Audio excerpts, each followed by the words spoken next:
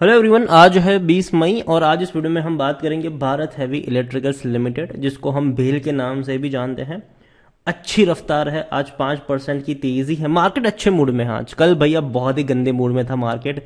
कल बहुत बड़ी गिरावट देखने को मिली। अभी तक मार्केट ने अच्छा रुख अपनाया है।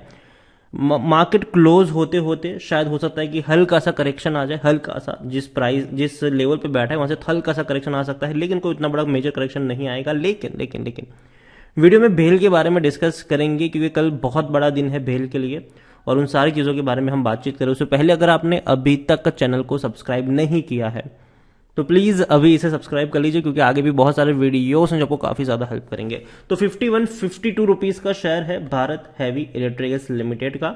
और पिछले एक महीने में अगर हम देखें तो पिछले एक महीने में भेल के शेयर में तकरीबन 4% की गिरावट है। आप देखिए, शेयर 54 के आसपास था। मार्केट टूट रहा था पिछले कुछ वक्त से और ये लगातार टूटकर पहुंच गया 45 रुपए के आसपास, लेकिन वहां से फौरन बाउंस बैक दिखाया।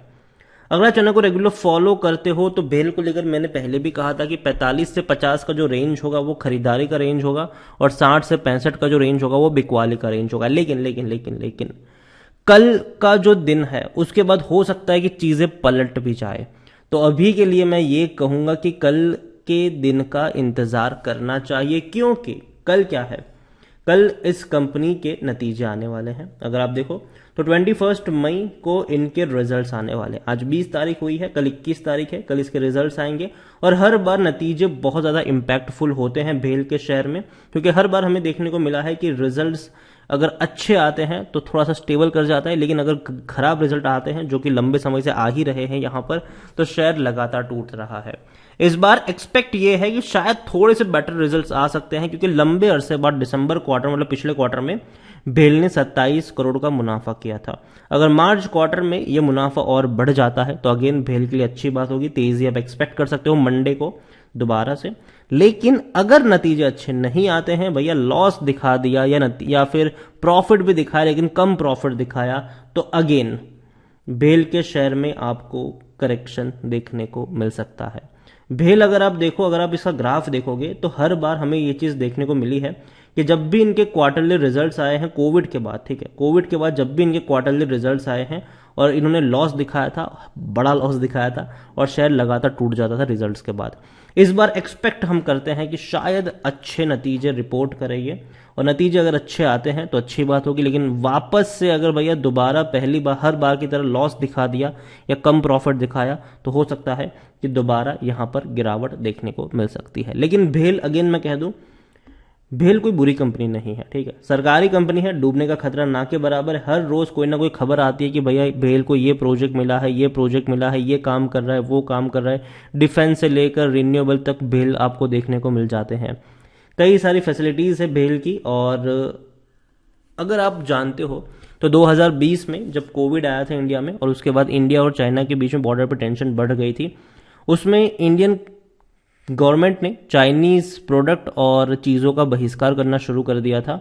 ऐसे में जो वेदांता के चेयरमैन थे अनिल अग्रवाल, उनकी तरफ से स्टेटमेंट आया कि देखो, हमें चाइनीज कंपनियों के ऊपर, इनकी प्रोडक्ट के ऊपर अपनी डिपेंडेंसी को कम करना पड़ेगा और ऐसे में भेल एक बढ़िया ऑल्टरनेटिव हो सकता है। सरकारी कंपनी है भेल, बट तो अच्छा ऑल्टरनेटिव हो सकता है। उनके एक स्टेटमेंट के बाद तेजी आई थी और आने वाले दौर में मैं मान रहा हूं कि इंडियन गवर्नमेंट जो है वो चाइनीज कंपनियों के ऊपर, इनकी प्रोडक्ट के ऊपर अपनी जो डिपेंडेंसी है उसको कम करने की कोशिश करेगी या हैवी टैक्सेशन लगाएगी शुरुआती दौर में। बाद में थोड़ी बहुत धीरे धीरे चीज़ों को कम भी करेंगे। ऐसे में भेल जैसी कंपनी जो मैन्युफैक्चर क्षेत्र में अच्छी पकड़ रखती है, ठीक है, यहां पर आपको चीज़ें टर्न अराउंड होती देखने को मिल सकती है। लेकिन लेकिन लेकिन कौन सी चीज है जो भेल को स्टेप डाउन कर रही है? तो सबसे पहली बात कि एक सरकारी कंपनी है और सरकारी कंपनी का जो मकसद है वो कभी भी पैसा कमाना नहीं होता है। जनरली उनका यही होता है कि सस्ते से सस्ते दामों पर चीजों को मुहैया करवाना, उपलब्ध करवाना। और भेल जब तक सरकारी कंपनी रहेगी तब तक आप ये एक्सपेक्ट नहीं कर सकते हैं कि भेल का शेयर 2 गुना हो जाए, 3 गुना हो जाए, 4 गुना हो जाए। वो नहीं होने वाला है, ठीक है। लेकिन अगर कल को सरकार ने इसको प्राइवेटाइज कर दिया और अगर भेल भैया प्राइवेटाइज होने के लिए अगर आती भी है मार्केट में, तो बड़े बड़े दिग्गज खिलाड़ी बैठे हैं इसको खरीदने के लिए। तो दिक्कत भेल को नहीं आएगी, क्योंकि भेल के पास काफी बड़ा एक्सपीरियंस भी है और भेल की जो फैसिलिटीज है वो काफी बड़ी है। ठीक है। भेल की जो मैन्युफैक्चर कैपेसिटी है वो भी काफ़ी अच्छी है, काफ़ी बड़ी है। तो कल को अगर ये प्राइवेटाइज होती है तो इनके लिए अच्छी बात होगी, लेकिन अभी के लिए मैं यही कहूँगा कि खरीदारी करने के अगर सोच भी रहे हो तो कल तक का वेट कर लो। कल नतीजे एक बार देख लो। कल मार्केट बंदी है, सैटरडे संडे 2 दिन मार्केट बंदी रहेगा। तो कल नतीजे देख लो और उसके बाद मंडे को अगर फ्रेश बाइंग करना चाहो तो नतीजे के बाद कुछ करिएगा, क्योंकि देखो दोनों तरीके से आप देखो तो अभी अगर आप यहाँ पे भेल में खरीदारी करोगे तो सीधा आप जुआ खेल रहे हो इस बात पर कि नतीजे कैसे आएंगे। ठीक है, कैसे आएंगे ये कोई नहीं जानता है। ठीक है, लोग बस अंदाजा लगाते हैं। ठीक है, कैसे आएंगे ये कोई नहीं जानता है, और नतीजे का इम्पैक्ट सीधा आपको मंडे को देखने को मिलेगा जब मार्केट खुलेगा।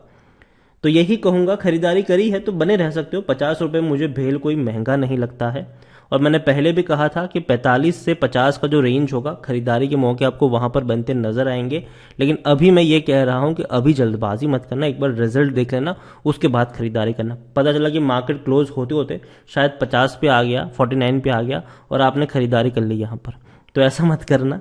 एटलीस्ट एक बार नतीजे देख लो कैसे रिजल्ट्स है, उसके बाद ही कोई फैसला करिए। यहाँ पर भेल को देखा जाए तो खरीदारी करने का सही मौका है, शायद ओवरबॉट जोन में नहीं है, कोई भी रेड फ्लैग नजर नहीं आ रहा है, लेकिन लॉन्ग टर्म में पैसा भी इसने बनाकर नहीं दिया है। जैसे कि मैंने पहले ही कहा, भेल में भैया पैसा बना ही नहीं। आप देखो 16-17 पे था, तेजी बनी थी भाई साहब, गोल्डन पीरियड था इसके, 340 रुपए का रेंज टूट के बिखरा, वापस तेजी आई और 2010 के बाद इनकी हालत एकदम से खस्ता हो चुकी है।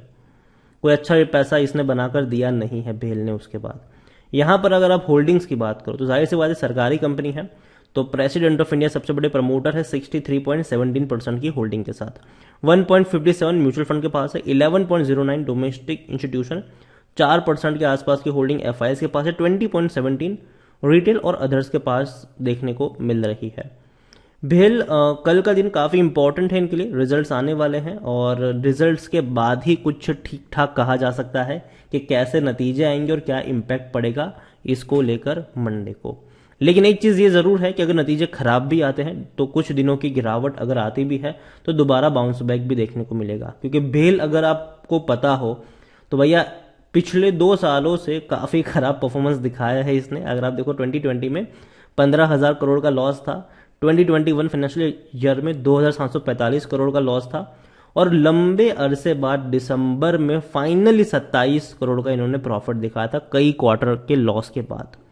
तो एक्सपेक्ट करते हैं कि इस बार प्रॉफिट देखने को मिले, दोबारा प्रॉफिट देखने को मिले और अच्छा प्रॉफिट देखने को मिले, ग्रोथ के साथ देखने को मिले। और अगर वो मिलेगा तो आप अच्छे प्राइस पर एक्सपेक्ट कर सकते हो, नहीं मिलेगा तो अगेन हर बार जो भेल में होता है नतीजे के बाद गिरावट देखने को मिली है, शायद वो भी देखने को मिल ही जाए। According to Moneycontrol user 47% लोग कह रहे बेच दो और 53% लोग कह रहे खरीदो। भेल अभी के लिए मैं इसको लॉन्ग टर्म कैटेगरी में कभी भी ऐड नहीं करूंगा। मुझे लगता है कि भेल शॉर्ट टर्म का खिलाड़ी है हाल फिलहाल में। 45 से 50 का जो रेंज होगा खरीदारी का रेंज होगा, और जो बिकवाली का रेंज होगा वो डेफिनेटली आपको देखने को मिलेगा 60 से 65 रुपए के आसपास। तो वहां पर भी आपकी नजर एक बार के लिए तो होनी चाहिए। वीडियो को यहीं पे एंड करूंगा, पसंद आया हो तो लाइक करें, शेयर करें, चैनल अगर पहली बार आए हैं तो प्लीज सब्सक्राइब करें, और भारत हैवी इलेक्ट्रिकल्स लिमिटेड के बारे में आप क्या सोचते हैं वो भी आप मुझे कमेंट में लिखकर बता सकते हैं। Thank you.